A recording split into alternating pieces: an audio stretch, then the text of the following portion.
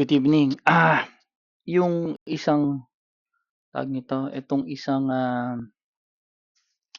indicators, 'tong CHAD-B3.Beacon Small, turo ko lang yung paggamit. Alam niyo na yung paggamit nitong isang 'to. Ah, pero kundi niyan, ito yung chart, yung 'pag lumilipat-lipat kayo sumusunod lang 'yan. Pero itong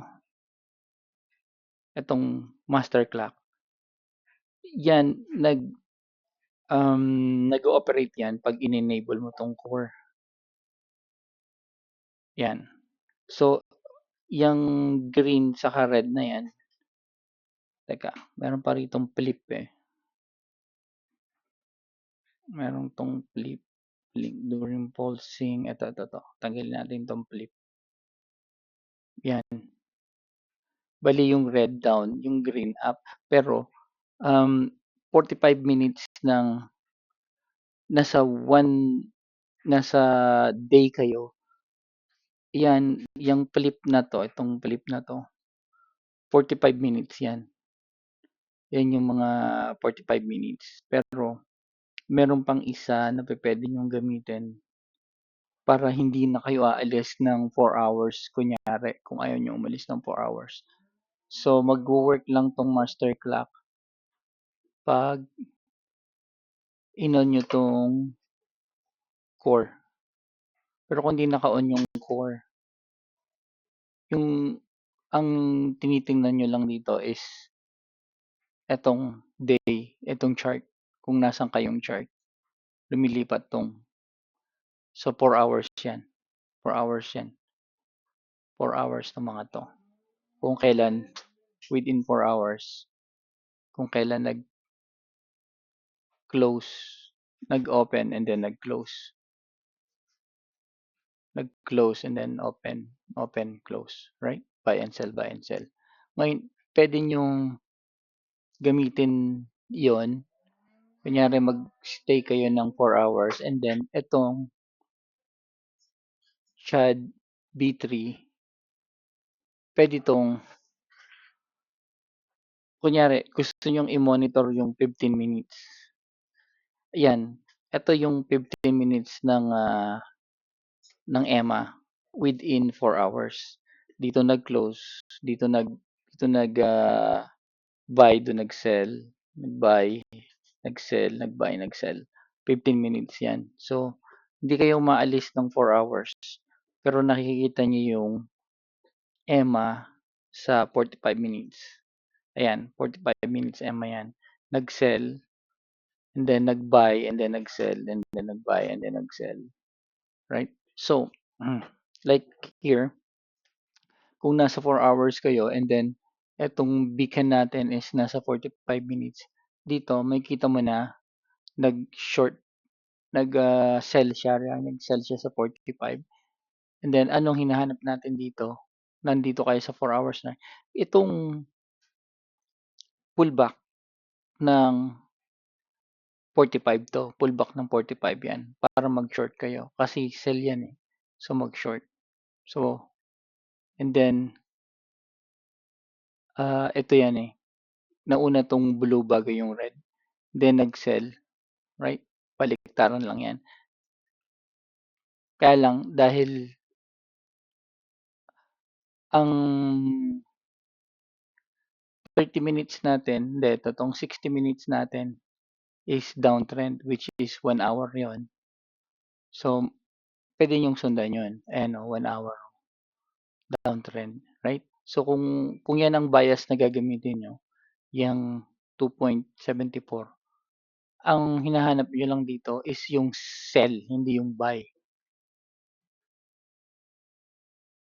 Kung susundin nyo yung bias ng trading, right? Kaya yan dyan. Kasi yan yung parang dito yung buy and then ito yung pullback mo. So, dito ka mag-enter. Di ba? Pullback. Then, yun na, pababa na. Wala pang, hindi pa siya nagbigay ng signal na kasi sell to na buy. 'Pag nag-signal siya na buy, right, sa 1 hour, kukunin mo yung iintayin mong mag-sell uli yun and then sa pullback ka palang papasok or mag-scalping ka. Scalping ka ng long, scalp ka ng long. Pero pullback din yun ng long. Like, kumbaga, hindi ito hindi yan See? Ito yan ito buy, yun yung sell. So kung nag-long ka, yung pullback ng long ang e-entryhan mo ito. Mga pullback, right? Or yung 'pag naggawa ka ng parallel, yung lumabas sa parallel mga entry mo. Hindi mo makukuha lahat, doon ka lang sa sigurado. And then dito sinabi ko 60, ay nasa 60 tayo. So yun 2.74, yan, strong down, right? Strong down. Pero nag-ooperate pa rin tayo sa yung day pa rin natin ang pinakamalakas, which is 13%. Anyway, hindi pala yan ang pinag-usapan natin. Etong paggamit nito. Pwede kang mag-stay sa 4 hours. Pwede kang mag-stay sa 4 hours, right? 4 hours natin is 0.74. So, and then ito yung 4 hours natin. Ito yung 4 hours natin. Ito. Ang 60 natin, I think, is ito. Right? Kasi ito yung 4 hours mo. Itong cell na to. 4 hours yan. Pwede mo ngayon itong gamitin, itong B3, CHAD B3. Kung gusto mong tingnan, kunyari, 10 minutes. Yan yung mga 10 minutes. 10 minutes ng EMA. So, pwede nyo nang planuhin din yan. Ito, di ba? Ang entry na ito dito, kasi pullback Or, tingnan natin yung 10 minutes. Hindi pala pullback yun. Yan, 10 minutes. Ito yung 10 minutes natin.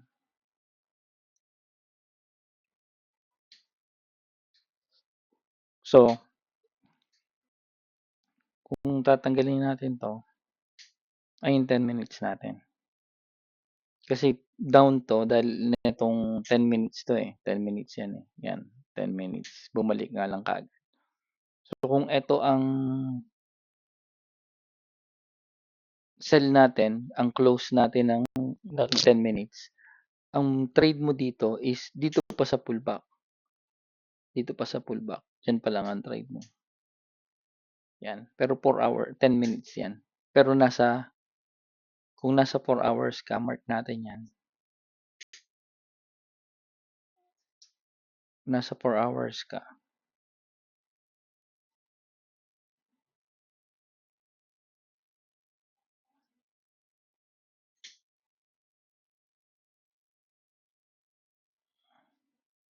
Ito yun.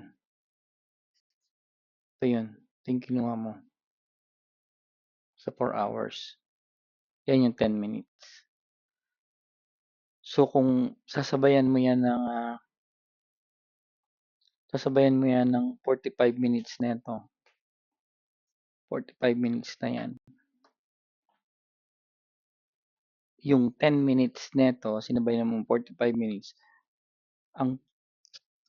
Bali magiging confluence mo yon. Higher time frame saka lower time frame nagsabay. 'Di ba?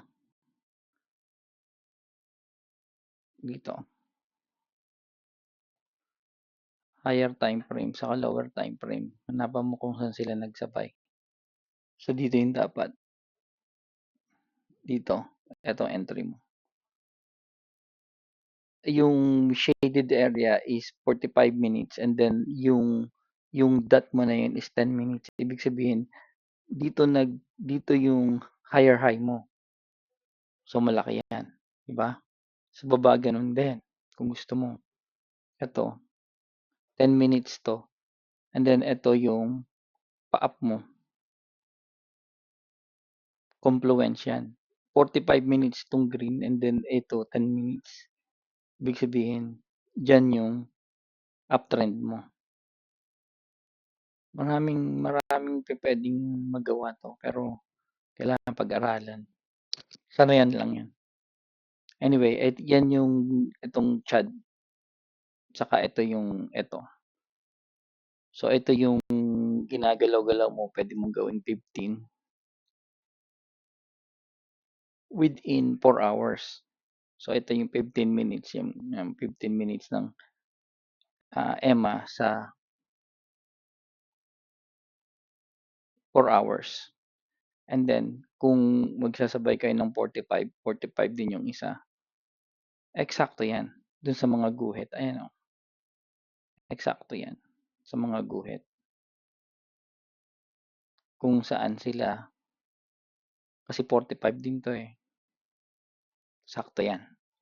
Anyway, yun lang. XRP. Ayan na, sinasabi ko. Pwede kasing maging pullback to eh. Dahil bullish pa rin yung day mo eh. Isang malaking pullback. So, ayan o. Yung 3 minutes mo tumaas na o. So, ito yun. Yan. 3 minutes mo tumaas na. From 3 minutes dito. Right? Pullback. Hindi ka pa pwedeng pumasok dyan. Dito ka pa lang. Sinahanap mo nga yung para sigurado. Ayan o. Ilagpasan niya na o. So, pag dumire-diretso yan hanggang 15, pag na-break niya tong 15, nag-green yung 15, malamang dumiretso yan pataas. Hanapin mo lang yung pullback ng 15, then mag-long ka na. Pwedeng mangyari yun. Anyway, yun lang. Sana may nakatulong.